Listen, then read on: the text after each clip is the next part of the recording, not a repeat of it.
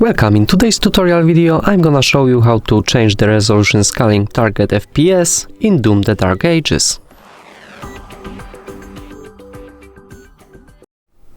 So at first go to the settings, then locate the tab where you can see the screen icon on it.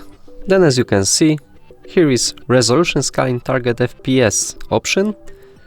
You can use this toggle to change the FPSs that will scale, but it's recommended to use the same number as you have in the refresh rate, because it's hertz that your screen have.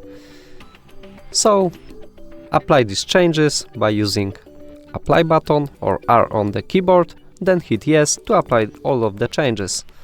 That's all for today. Leave a like, comment and subscribe to our channel. Bye!